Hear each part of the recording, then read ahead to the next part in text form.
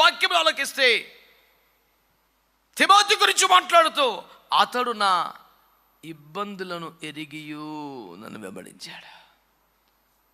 2 రకాలు. ఒకటి, పౌలయ్య గారు కండ్ల జబ్బు కలిగి ఉండేవాడట.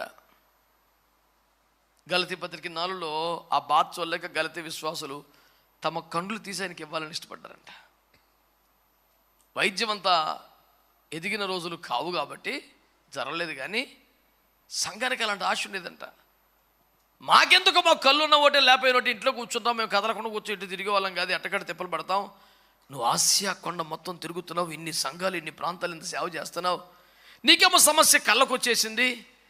ఆ పౌలు గారి కళ్ళ సమస్య తనకు చూపు మందగించడంతో మాత్రమే కాకుండా తన ప్రక్కన కూర్చున్న వాళ్ళు కూడా ఇబ్బంది పెట్టేలాగా ఒక అసహ్యకరమైన ఇబ్బంది కలిగేలా ఉండేదట. గలతీయులకు లేఖ రాస్తూ, మీకు శోధనగా ఉండిన నా వ్యాధిని బట్టి అయినా సరే మీరు నన్ను అసహించుకోలేదు, సాక్షాత్తు క్రీస్తు వలె దేవదూత వలె నన్ను మీరు చేర్చుకున్నారు అని వారి కృతజ్ఞతలు రాశాడు. ఇలాంటి ఇబ్బంది ఆయనకు ఉందని తెలిసి ఆయనకి వ్యక్తిగతంగా పర్సనల్గా సేవలు చేయడానికి తిమోతి సమర్పించేసుకున్నాడు. అక్కడ ఏం రాశాడు? తండ్రికి కుమారుడు ఎలాగో సేవలు చేస్తాడో అతను అలా చేశాడు నాకని. అతనికి ఒక భయంకరమైన వ్యాధి ఉంది, పక్కన కూర్చొని కూడా ఇబ్బందిగా ఉంటుందంట. కానీ అలాంటి వ్యాధి కలిగిన సేవకుడికి పరిచర్య చేయడానికి పూర్తిగా సమర్పించుకున్నాడు. సికింద్రాబాద్లో మహిమ గల సేవ చేసి మహిమలోకి వెళ్ళిపోయిన దైవజనులు డేవిడ్ రాజయ్య గారి సాక్ష్యం కొన్ని వందల సార్లు, ముఖాముఖి ఒక 10-20 సార్లు, యూట్యూబ్ ద్వారా కొన్ని వందల సార్లు విన్నాను నేను. గొప్ప దైవజనుల దగ్గర ఆయన పరిచర్య చేశారట. ఆ దైవజనుడు 2 కన్నులు లేని పూర్తి పుట్టుగుడ్డి దైవజనుడు. ఆ దైవజనుడికైనా 14 సంవత్సరాలు నమ్మకంగా ఒక చంటి బిడ్డకు తల్లి ఎట్లాంటి సేవలు చేస్తూ అలాంటి సేవలను చేశారంట. ఆయన చివరి దశలోకి వచ్చినప్పుడు అయ్యగారిని పిలిచి, డేవిడ్, ఇక నేను చివరి వయసుకు వచ్చేసాను, నేను ఒకవేళ చనిపోతే ప్రభు దగ్గరికి వెళ్ళిపోతే నిన్నెవరు పట్టించుకోరు, దిక్కులను వైపు అందరిని వదిలిపెట్టి సేవకు వచ్చావు, నిన్నెవరు చూడరు, రోడ్డును పడిపోతావు, నేను ఉండగానే నీకు కూడా ఏదో ఒక బ్రాంచ్ ఇస్తాను, ఏదో ఒక సేవ అప్పగిస్తాను, నువ్వు నమ్మకంగా చేసుకోకూడక అంటే నాకు వద్దయ్యా అనేవారట. అదేమిరా, అదేమి నీకు అర్థం కావట్లే, నేను ఒకవేళ చనిపోతే ప్రభు దగ్గరికి వెళ్ళిపోతే నేను ఎవ్వరు చూడరో పట్టించుకొని బతుకు రోడ్డు పాలైపోద్ది, ఏ మందిరంలో ఉంచారో బ్రాంచ్ ఎవరో,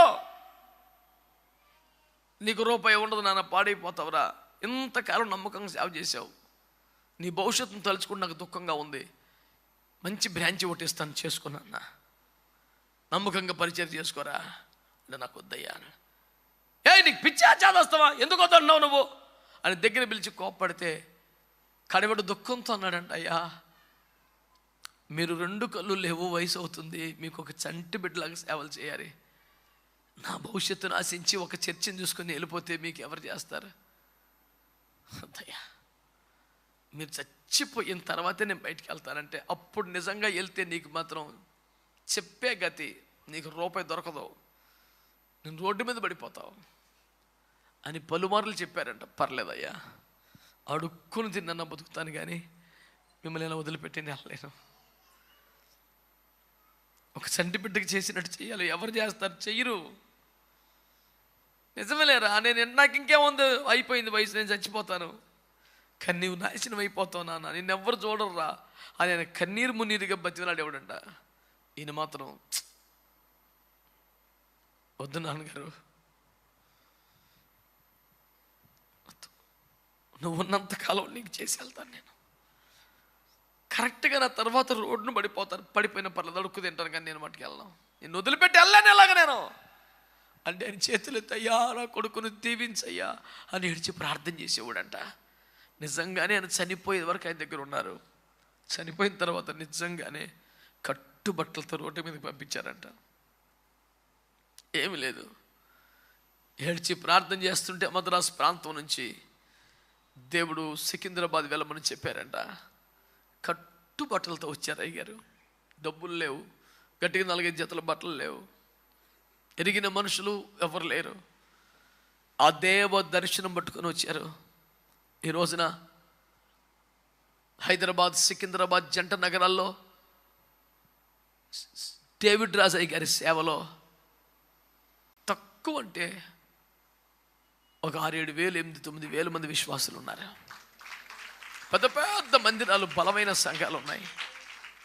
కొన్ని వందల మంది వారి ఆత్మీయ నాయకత్వంలో అప్పగించుకొని సేవ చేస్తున్న ఉన్నారు. మాకు ఆత్మీయ తండ్రిగా ఉండిన సురేష్ అయ్య గారు ఆ డేవిడ్ రాజు అయ్య గారి సేవలో బయటకు వచ్చిన మొట్టమొదటి సేవకుడు అన్నమాట. ఎక్కడికి వెళ్ళినా సురేష్ నా జ్యేష్ఠ కుమారుడు, నా ప్రథమ ఫలం అని అయ్య గారు చెప్తూ ఉంటారు. మేరక్క గారు సురేష్ అయ్య గారి ఆత్మీయ కుమార్తె. అయ్యగారి దగ్గర నుంచి సేవకు వెళ్ళిన వాళ్ళు డేవిడ్ రాజు గారి ఆత్మీయ కుమార్తె. ఆ రామగుండం, గోదావరి కని భయంకరమైనటువంటి పరిస్థితులలో అక్కడ అయ్యగారుకున్న 1-2 విశ్వాసాల కుటుంబాలను బట్టి వారు ప్రతి నెల రాలేకపోతున్నారని వాళ్ళని బలపరచడానికి మేరక్క గారిని, అమ్మా నువ్వు ఆ ప్రాంతానికి సేవకి వెళ్ళిపోరా, వాళ్ళ కోసం ప్రార్థనలు చెయ్యంటే ఒంటరి ఆడపిల్ల దైవజనుని మాటను బట్టి ఎలీషా వెళ్ళినట్టుగా ఆ ప్రాంతానికి వెళ్ళి ఒక చిన్న రూమ్ తీసుకొని గట్టిగా నిలబడితే నెత్తికి జరిగే తారొట్టలు, వేసవకాలం టెంపరేచర్కి తారు కరిగి చుక్కలు చుక్కలు పడేదట. అంత భయంకర ఎండలో ఒక 6 మాసాలు పగలు రాత్రి తేడా లేకుండా అలాగ ప్రార్థనలు, ఈ ప్రాంతాన్ని రక్షించండి, ఈ ప్రాంతాన్ని రక్షించండి అన్నతి కాలంలోనే మోకాళ్ళ మీదే ఉండి కనీసం 100 మంది ఆత్మలు రక్షించింది. 100 మంది విశ్వాసాలు అయిపోయి వీళ్ళకి బలనివ్వాలి, ఒక సేవకుడు కావాలి, ఎలా మరి అని అడిగితే అప్పుడే ఇంజనీరింగ్ కంప్లీట్ చేసుకుని సంపూర్ణ సేవకు వచ్చి తన వద్ద ఎదుగుతున్నటువంటి సురేష్ గారని యవనస్తుని, కొడుకా నువ్వు వెళ్ళరా, అక్కడ అక్క వెళ్ళింది 100 మందిని దాకా సంపాదించింది, నువ్వు ఆ సేవను కాపరిగా చూసుకోవాలి నాన్న వెళ్ళు అని ప్రార్థన చేసి అయ్యగారిని పంపించారంట. 2 తెలుగు రాష్ట్రాల్లో డేవిడ్ రాజు అయ్య గారి యొక్క హస్త నిక్షేపంతో సేవకులైన వారు ఎన్ని వేల మంది ఉంటారో. లక్షలాది మంది దీవించబడే గుడారాల పండుగలో కనీసం 20 సంవత్సరాల పైన డేవిడ్ రాజు గారి ప్రసంగం లేని గుడారాల పండుగ లేదు. శుక్రవారం రాత్రి వచ్చేసరికి, ఆ పగలకొడికి వచ్చేసరికి లక్షల జనం వచ్చేవారంట అయ్యగారి ప్రసంగం కోసం. అగ్ని వలె దైవజనుడు వాడబడుతూ ఉండేవాడు. ఈ రోజున మీకు మనవి చేస్తున్నాను, అలాంటి దైవజనులే ఈ కడవరి కాలపు సేవను కొనసాగించడానికి ఒక అపోస్తలుడిగా నన్ను అభిషేకించినప్పుడు నా దుఃఖం ఆగలేదు. వారి చేతుల మీదే ఒక మందిరాన్ని ప్రతిష్ఠించుకునే అవకాశం వచ్చినప్పుడు నా సంతోషానికి అవధులు లేకుండా పోయినాయి. దేవుని వాక్యాన్ని మీరు బాగా ధ్యానం చేస్తే ఈ కడవరి కాలంలో కడవరి ఉజ్జీవానికి సిద్ధపడుతూ ఎదురు చూస్తున్న మనకి దేవుడు ఒక సవాల్ ఇస్తున్నాడు. నీవు అలాంటి కుమారుడిగా ఉండగలవా? నా ఇబ్బందిని తెలిసి కూడా నన్ను వెంబడించాడయ్యా. అబ్బో ఇలాగైతే కష్టమని ఎవరన్నా జారిపోతారు, కానీ ఇలా ఉందని తెలిసే తిమోతి వచ్చాడంట. ఇది ఒక రకం అయితే, రెండో రకం పౌలు గారు ఏ ఊరు వెళ్తే ఆ ఊర్లో అన్ని దెబ్బలు కొట్టేవారు, జైల్లో పెట్టేవారు. పౌలు గారితో కూడా ఉంటే దెబ్బలు తగలటం ఖాయం. ఈయన కూడా ఉంటే ఈ శాఖలన్నీ చెయ్యాలి, ఈయన కూడా ఉంటే దెబ్బలు తినాలి. ఈ 2 తెలితే ఎవడు ఆ 2 తెలిసి తిమోతి వచ్చాడంట. అతని యోగ్యత మీరే ఎగుతురు కదా అని మాట్లాడుతున్నాడు. నేటి దినాల్లో అలాంటి తిమోతిలు ఎక్కడైనా ఉంటారేమోనని భూతద్దం పెట్టి వెతకాల్సిన రోజులు వచ్చేసాయి. వాస్తవం ఒప్పుకోవాలంటే అలాంటి పౌరులు కూడా కరువైపోయారు. ఎటు కాకుండా మిగిలిపోయాం అన్నట్టుగా మనం చేతులు ఎత్తాల్సిన స్థితిలో ఉన్నాం. ప్రభువా, మాకు పౌలు వంటి తండ్రులు కావాలి, తిమోతి వంటి కుమారులు కూడా ఈ కడవరి కాల భారతదేశ సంఘానికి కావాలి. ఇది మీ నిత్య ప్రార్థన అయిపోవాలి ప్రియులారా. ఈ మాట పలకుండా మీరు ప్రార్థన ముగించకూడదు. కడవరి ఉజ్జీవపు స్వప్నం మీకు ఉన్నట్లయితే ఇది మీ ప్రార్థన అయి తీరాలి. నా కుటుంబం కోసం, వారి బాగోగుల కోసం మాత్రమే ప్రార్థన చేసుకుంటానంటే నీకు ఇంత పెద్ద పని పెట్టను. కానీ కడవరి ఉజ్జీవం కొరకు కనులు కలిగే స్థాయికి నువ్వు వస్తే నువ్వు ఈ ప్రార్థన చేయాలని కోరుతున్నాను. గట్టిగా ఆమేనండి. హల్లెలూయా. ఎలాంటి కుమారులు కావాలి? తడుకోకుండా చెప్పాల్సిన మాట, తిమోతి వంటి యోగ్యులైన కుమారులు కావాలి. సంఘముల గురించి విచారించేవాడు, తన సొంత కార్యములు కాదే ఇప్పుడు దేవుని సేవా సంబంధమైన కార్యాలు చూసుకునేవాడు. దైవజనుని ఇబ్బందులు ఎరిగి కూడా ఆయన వెంబడించేవాడు. ఒక తండ్రి కుమారుడు ఎలా చేస్తాడో అలాంటి సేవలన్నీ చేసేవాడు.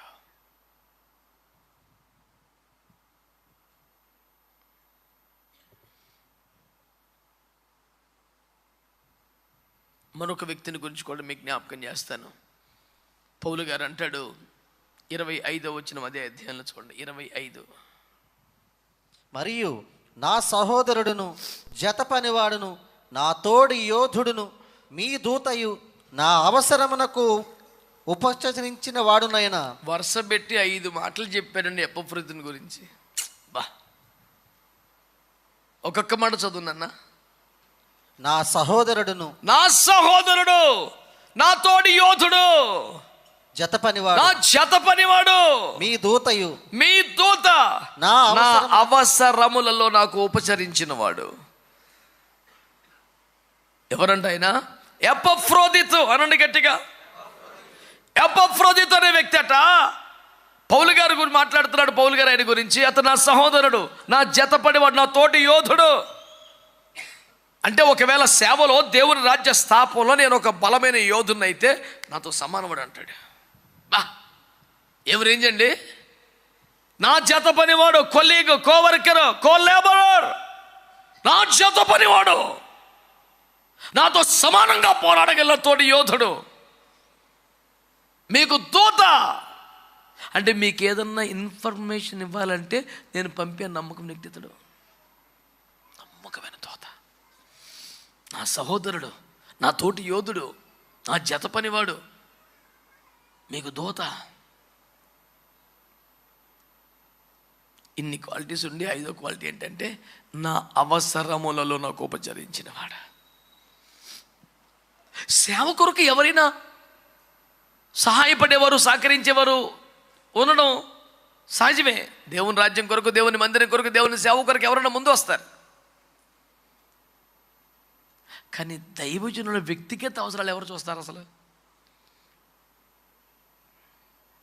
ఇంత పరిచర్య జరుగుతోందంటే దేవుని బిడ్డలందరూ సహకరిస్తూ బట్టే కదా. మేమేదో వ్యాపారాలు చేసేవి సంపాదించట్లేదు కదా. అనేక సార్లు చెప్పాను సంఘంలో, నిత్యము ఇంతమంది పోషించబడుతున్నా,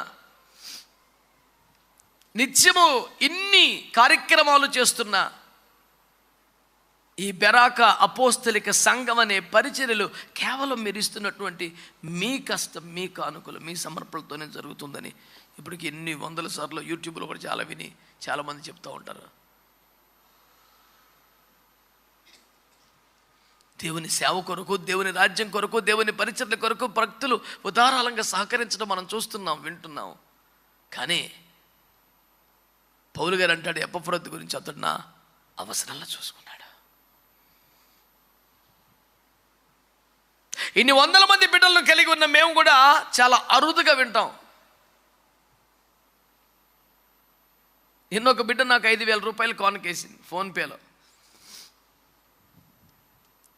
ఎవరబ్బా అని చూస్తే, uncle please use this only for your personal expenses, it is not for the ministry but for you.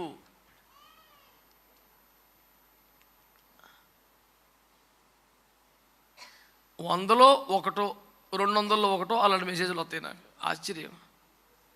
దేవుని కృపను బట్టి ఉల్లిపాయకి ఇచ్చింది మిరపకాయకి, మిరపకాయకి ఇచ్చింది కరివేపాకి ఖర్చు పెడతా నాకు అలవాట్లేదు. దేనికి ఇస్తే దానికే. అకౌంట్ చాలా క్లారిటీగా ఉంటుంది. సరేలే ఇంకా అది టైం ఉంది కదా, ఈలో బిందులో ఖర్చు పెట్టి అప్పుడు వచ్చా మళ్ళీ పూర్తి చేద్దాం అంటే కుదరదే నాకు. అంటే ఎంత తిక్కగా ఉంటుందంటే, 1,00,000 రూపాయలు ఇప్పుడు సిమెంట్ కొంటాకో ఐరన్ కొంటాకో ఎవరన్నా ఇచ్చారనుకో, అది పట్టుకొని షాప్కి వెళ్తున్నాం అనుకో, ఈలోపు విపరీతమైన దాహమైంది అనుకో, కారులో వాటర్ బాటిల్ లేదనుకో, ఓ వాటర్ బాటిల్ కొనచ్చుగా, ప్యానం పైన కొన్నాం. రోడ్డు పక్కన ట్యాపులో నీళ్ళన్నీ తాగేస్తాను. కానీ నా దగ్గర డబ్బులు లేని పరిస్థితి వస్తే, నా డబ్బులు అంటూ నాకు ఉంటే కనుక కొనుక్కుంటాను. ఒకవేళ లేని పరిస్థితి వస్తే సరేలే ఇంటికెళ్ళి 20 కలుపుతారు, తీర్థం ఎందుకు కలుపుతుంది, ఆ పనే ఉండదు అసలు. ఇప్పుడు ఇంతలా చర్చి కట్టామంటే ప్రతి రూపాయి రాకపోక ప్రతి వారం చర్చి గ్రూపులో పెట్టి పరేసాం. రూపాయి రాకేంటి పోకేంటి గొడవ గోత్రం క్లారిటీగా ఉండాలి. అంతా మర్మం అల్లేళ్ళు అదేముండదు. దేనికి తట్టుగా ఉండాల. మరి ఇలాంటి నిబద్ధత కలిగి సేవ చేస్తున్నటువంటి సేవకులకి వ్యక్తిగత అవసరాలు ఉండవా? వ్యక్తిగత సమస్యలు ఉండవా?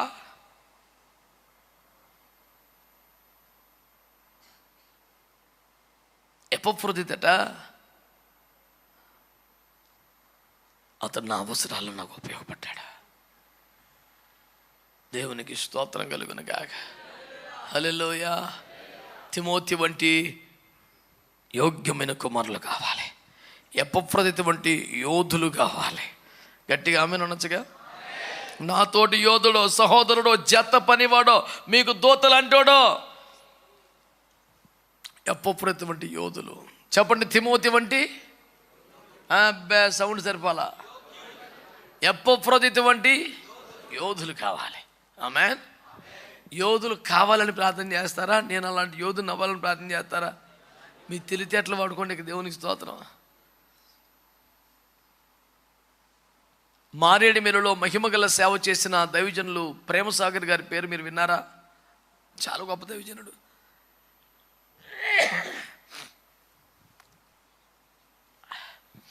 మారేడుమిల్లి ప్రాంతంలో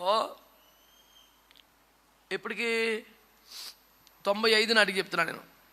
నేను సేవకు వచ్చిన కొత్త 94లో వచ్చాను. నేను 95, 96 నాటికి కొండలలో 24 గదులతో బైబిల్ కాలేజీ కట్టాడు. Talking about 95. ఇప్పుడంటే మారేడుమిల్లికి మంచి మంచి టూరిస్ట్ స్పాట్ అని రకరకాల ప్యాకేజీలన్నీ గొడవ గోత్రాలు, ఓ జనం తగిలిపోతున్నారు. అప్పుడు అసలు ఏక్ నెంబర్గా పోలీస్ ఆఫీస్ వెళ్ళమంటేనే భయపడేవాడు. అయ్యగారిని తీవ్రవాదులు 2 సార్లు ఇట్లా 2 రాళ్ళ మీద కాళ్ళు పెట్టి కరెక్ట్గా మధ్యలోకి తుపాకీ వెనక్కి తిప్పి కొట్టి ఇటు ఇరిసి కాళ్ళు హింసించారు. అట్లా ఈ కాళ్ళు విరిచేసి అట్లాగా ఆ కొండలో లోయలోకి తోసేశారు. ఆ గిరిజనులు ఆ ప్రాంతానికి వేటకెళ్తున్న వారు ఒక రోజు తర్వాత చూసి ఇక్కడ ఎవరిదో మూలిగిన పడుతుందని చూసి మనిషి ఇంకా బతికే ఉన్నాడని ఎత్తుకొచ్చి వాళ్ళ ఆకుపాసర్లు పోసి వాళ్ళు వైద్యాలు చేసి ఎన్నో నెలలకి లేచాడు ఆ దైవజనుడు. పూర్తిగా మోకాల మధ్యలోనికి చీలమంటల మధ్యలోనికి 2 సార్లు ఎరకొడిచారు. అయినా కొండల మీద నడిచి తక్కువ అంటే ఒక 1000 మంది పాస్టర్లు తయారు చేసి ఉంటాడు. ఇక విశ్వాసం లెక్క వదిలే నువ్వు బైబిల్ కాలేజీ పెట్టి. ఫస్ట్ నుంచి కొండల్లో బాగా అలవాటైన మనిషి ఏమో కాదు. మద్రాసు తెలుగు బ్యాప్టిస్ట్ సంఘానికి కాపరి. ఆ రోజుల్లోనే వేవేల జనం, లక్షలాది రూపాయల ఆదాయం ఆయన చేతికి వచ్చే సేవ.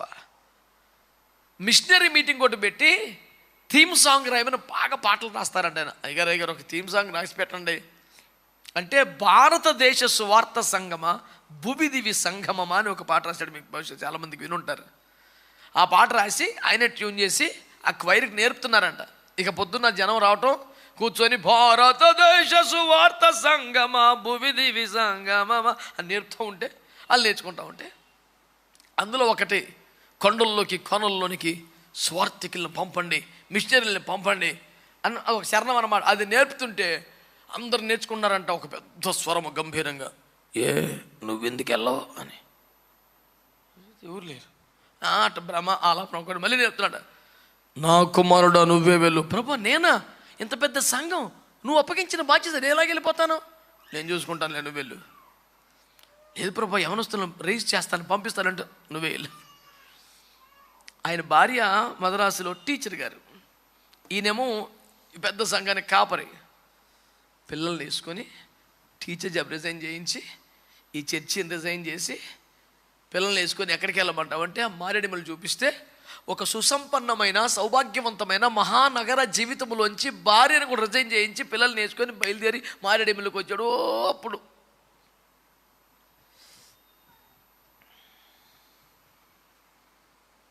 సంఘమంతా ఏడుపులు.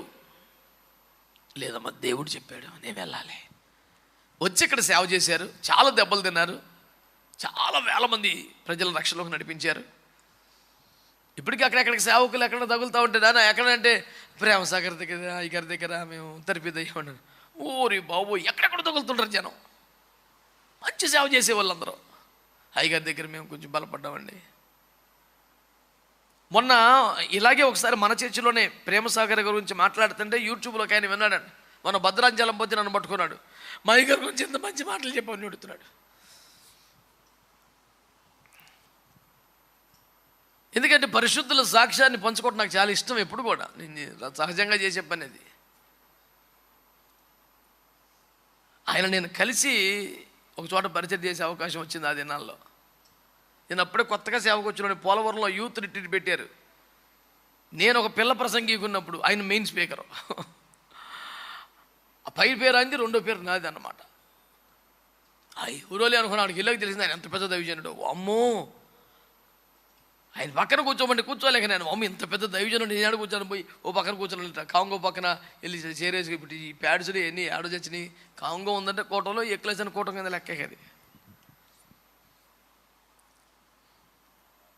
దేవుని బిడ్డలారా, మీ జ్ఞాపకం చేస్తారని ఈ మాటలు శ్రద్ధగా వినండి. ఆ దైవజనుడు అన్నీ వదులుకొని కొండల్లోకి వెళ్ళిపోయి భయంకరమైన మలేరియా దోమలు కుట్టి చచ్చిపోతున్న ప్రాంతంలో సేవకి వెళ్ళాడని ఈ మద్రాసు కొన్ని వేల మంది సంఘం ఉందే, భార్య భర్త ఇద్దరు టీచర్స్గా ఉన్నటువంటి ఒక 16 కుటుంబాలు సమర్పించుకున్నాయట. ఏమని తెలుసా? ఒక్క జీతంతోనే బతకలేక బోల్డ్ మంది, ఒక జీతం కూడా ఒక ఉద్యోగం లేకుండా కూలి పనులు చేసుకొని పోతున్న ఎడ్యుకేటెడ్ బోల్డ్ మంది ఉన్నారు. మనకి 2 జీతాలు ఎంతకాలం బాగానే బతికాం కదా, ఇది మొదలుకొని మనం ఉద్యోగం చేసినంతకాలం ఒక జీతం మందే, ఒక జీతం అయ్యగారికి ఇచ్చేద్దామని 16 మంది తీర్మానం చేసుకుని బ్యాంకుల్లోకి వెళ్ళి అతని అకౌంట్లో పడేలాగా రాసేశారంట మొత్తం. కొన్ని నెలలు ఇక్కడ అవస్థపడ్డారు. ఆ కొన్ని నెలల తర్వాత ప్రతి నెల 16 టీచర్ జీతాలు పడి ఆయన అకౌంట్లో. 16 టీచర్ జీతాలు అంటే వాళ్ళు 30 రోజులు నమ్మకంగా డ్యూటీకి వెళ్తే జీతం ఎవరి దగ్గరికి వచ్చేది? ఒక్కరోజు సెలవు పెట్టుకొని నమ్మకంగా డ్యూటీకి వెళ్తే ఇక్కడ పడాలి జీతం వచ్చి. అలా కనీసం 12 ఏళ్ళు, 10 ఏళ్ళు, 14 ఏళ్ళు సర్వీస్ ఉన్న టీచర్స్ చేశారు. ఇక్కడ విస్తారమైన మందిరాలు కట్టాడు, సంఘాలు కట్టాడు, ఒక పెద్ద బైబిల్ కాలేజ్ కట్టాడు, వేవేల మందిని సేవకులుగా తయారు చేశాడు. Each and every month he used to draw 16 salaries. నేనేమంటున్నాను, ఎపఫ్రోదితులు ఈ దినాలు కూడా ఉన్నారు. స్తోత్రం చెప్పండి గట్టిగా, హల్లెలూయా. దేవుని సేవ కొరకు ఎపఫ్రోదితు యోధులు లేపబడాలి. దేవుని బిడ్డలారా, దేవుని గట్టిగా స్తోత్రం చెల్లిద్దాం. హల్లెలూయా. మరి సమయం అయిపోతుంది, కానీ మరొక మాట నేను మీ దృష్టికి తెచ్చి ముగిస్తాను ఈ పూట. పౌలయ్య గారు ఇంకొక 2 కొడుకుల పేర్లు చెప్పారు, అవి కూడా చెప్పేసి ఈ పూటకి సెలవు చూద్దాం. నెక్స్ట్ మాట చూసుకుందాం. ఫిలెమోనుకి పౌలు గారు రాసిన పత్రిక, అధ్యాయం అడబాకండి నన్ను. ఫిలెమోను పత్రిక 11వ వాక్యం చదవండి. అతడు మునుపు నీకు నిష్ప్రయోజనమైన వాడే గాని ఇప్పుడు నీకును నాకును ప్రయోజనకరమైన వాడాయను. ఎవరి బాబు? ఏక్ నెంబర్గా చోర్తావో నెంబర్ 1 దొంగ అంటండి. అమ్మో, మామూలు దొంగడు కాదు, భయంకరమైనటువంటి వ్యవహారం. ఈ కరడుగట్టినటువంటి ఈ నోటోరియస్ క్రిమినల్ని ఒక జైల్లో పెట్టారంట. పౌలు గారు సువార్త చెప్తుంటే చిత్తకొట్టి తీసుకెళ్ళి అదే జైలు వేసారు. ఈ పౌలు గారు ఉద్యోగం ఏముంది, ఆయన మార్చేశాడు. దేవునికి స్తోత్రం. ఈడేమో కరడుగట్టిన దొంగ, ఈయనేమో ఏ క్లాస్ అయినా అపోస్తలుడు. చిత్తకొట్టి తీసుకెళ్ళి ఆ జైల్లో పడి తలుపులు వేసేస్తే కొన్ని రోజులు అయిపోయి మారు మనిషి పొంది భక్తుడైపోయాడు. ఈడు కన్నం వేసినటువంటి దుర్మార్గుడు వేసిన కొంపల్లో ఆ ఊర్లో పాస్కెళ్ళిన ఫిలోమోను కొంపలో కూడా వేసాడంట. ఒనేసిమ గారు అమ్మాడు దుర్మార్గుడు దొంగ నా కొంప కన్నం వేసాడు, చాలా ఎత్తుపోయాడు అని చెప్పేసి ఆ పాస్టర్ గారు అగ్గైపోతున్నాడంట. అప్పుడు పౌలు గారు లెటర్ రాస్తూ, కొడుకా మునుపు వాడు ప్రమాదకారి కానీ ఇప్పుడు నాకు నీకు కూడా ప్రయోజనకారి అయిపోయాడు రా అన్నాడు. స్తోత్రం చెప్పండి.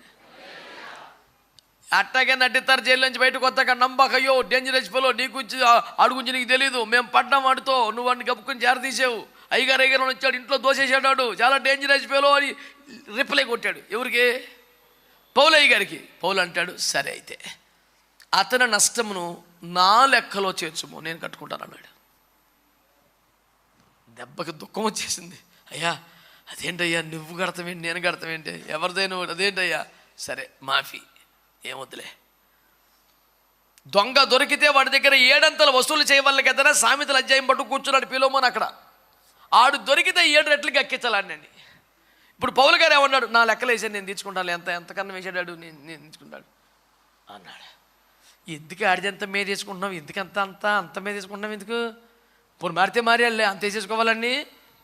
ఒరే నాకు నీకు ప్రయోజనకారిరా, ఉపయోగపడతాడు రాడు, సరైనడు రాడు, నువ్వు చాలా టూ మచ్గా చేస్తున్నావు అన్నట్టుగా ఫీల్ అవుతున్నాడు. 12వ వాక్యం చదువు ఇప్పుడు. నా ప్రాణము వంటి వాడైన అతనిని నీ యొద్దకు తిరిగి పంపి ఉన్నాను. ఏంటంట ఆడెవడంట? అతడు నాకును నీకును ప్రయోజనకరమైన వాడు. ఇప్పుడు ఇంకా రేంజ్ పెరిగిపోయింది. నా ప్రాణము వంటి వాడైనా అంటే నా ప్రాణాన్ని నీ చేతిలో పెడుతున్నాను రాని అని పెట్టాడు చేతిలో. ఇంకా ఫిలోమోను ట్రీట్మెంట్ ఎట్లా ఉండాలా? ఇది నా తండ్రి ప్రాణం, ఇది నా దైవజనుడి ప్రాణం, ఇది నా పోస్తులని ప్రాణం. ఎవడాడో ఒకప్పుడు కొట్టేసినోడు దేవుడు మార్చుకున్నాడు, నూతన సృష్టిగా చేశాడు, రూపాంతర పరిచాడు, కొత్త హృదయం ఇచ్చేశాడు. అది పాత లేదగా. ఒనేసిము ఎలాంటి కుమారుడయ్యాడట? ప్రయోజనకరమైన కుమారుడయ్యాడట, ప్రాణము వంటి కుమారుడైపోయాడట. స్తోత్రం చెప్పండి, చెప్పాలి గట్టిగా. తిమోతి ఎట్లాంటి వాడు? యోగ్యుడు. ఎపఫ్రోదితు ఎట్లాంటి వాడు? యోధుడు. ఒనేసిము ఎట్లాంటి వాడు? ప్రయోజనకారి, ప్రాణము వంటి వాడైపోయాడు. ప్రాణము వంటి వాడు. అబ్బా ఉంటారా? దైవజనుడికి ప్రాణము వంటి వారికి ఎదిగిన బిడ్డలు కనబడతారా? మరొక మాట జ్ఞాపకం, అదే అధ్యాయంలో 21వ వచనం అయితే చూడండి. 21. నేను చెప్పిన దానికంటే నీవు ఎక్కువగా చేతువని ఎరిగి నా మాట విందువని నమ్మి నీకు వ్రాయిచున్నాను. స్తోత్రం అనండి. ఒనేసిము గురించి రాసి అటు చేయనానా అటు చేయనానా, అటు బాకీ వదిలేసి క్షమించేసేయి, నేను చూసుకుంటా, ఇన్ని రాసి లాస్ట్లో అంటాడు, ఇన్ని విషయాలు నీకు ధైర్యంగా ఎందుకు చెప్తున్నానంటే నేను చెప్పిన దానికంటే నువ్వు ఎక్కువ చేస్తావని నీ మీద నాకు నమ్మకం రా. బా ఏమి కుమారులు ఉన్నారు సార్ పౌలయ్య గారికి. నిజంగా దేవునికి స్తోత్రం కలుగును గాక. రూపాయి చెప్తే 10 రూపాయలు చేస్తాడన్నమాట మనిషి. నేను చెప్పిన దానికంటే నువ్వు ఎక్కువ చేస్తావనే నమ్మకం నీ మీద నాకుంది నాన్న. గుండె మీద చేయబడి చెప్పండి, మీ ఆత్మీయ తండ్రి మిమ్మల్ని అంతగా నమ్మగలరా? అంత నమ్మకస్తుడివా నీవు? అంత నమ్మకస్తురాలివా? ఇది ఎక్కడి నుంచి ఊడిపడే క్వాలిటీ కాదు. మనం ప్రార్థన చేసుకుని ఆ విధంగా మారవచ్చు. దేవుని ఆత్మ చేతులకు అప్పగించుకుంటే అట్లాంటి యోగ్యతలకు మనం రావచ్చు. ఆమేన్. నలుగురిని మీ ముందు పెడుతున్నాను, ఈ పూటకు ముగిస్తున్నాను. ఈ తరములో కడవరి ఉజ్జీవపు ఘడియలో ఎలాంటి కుమారులు కావాలి చెప్పండి గట్టిగా? తిమోతి వంటి యోగ్యులు కావాలి, ఎపఫ్రోదితు వంటి యోధులు కావాలి, ఒనేసిములాగా ప్రాణము వంటి వారు కావాలి, ఫిలెమోను వలె అడిగిన దాన్ని చెప్పిన దానికంటే ఎక్కువ చేయగలిగిన కుమారులు కావాలి. ఆమేన్, ఆమేన్. ఇలాంటి కుమారులుంటే దేవుడి కడవరి కాలములో తన ప్రభావమును కనపరచడానికి సిద్ధంగా ఉన్నాడా? మోషే ప్రార్థన మన పట్ల నెరవేరినట్లుగా, మన తరములో నెరవేరినట్లుగా, మన ప్రాంతములో నెరవేరున్నట్లుగా తిమోతిలో ఎపఫ్రొదితులు, ఒనేసిములు, ఫిలెమోనులు ఈ తరములో అవసరమై ఉన్నారని మనం చేస్తున్నాను. నీవు ఏ పాత్రకి నలుగురిలో ఎక్కడ సెట్ అవుతావో చూసుకో, దాన్ని ఫిక్స్ అవ్వు. దేవుని ఆత్మ నిన్ను సిద్ధపరుస్తారు. అలాంటి ఈ తరములో బహుశా నువ్వు తిమోతివేమో, నువ్వు ఎపఫ్రొదితేమో, ఒకవేళ నువ్వు ఒనేసిమేమో, నువ్వు ఫిలెమోనేమో, ఏదో ఒక స్థలంలో నువ్వు ఫిక్స్ అవుతావు, నువ్వు సెట్ అవుతావు. నిలబడు, దేవుడు ఆశీర్వదిస్తాడు. దేవుడు నిన్ను దీవించునుగాక. ప్రార్థన చేద్దాం.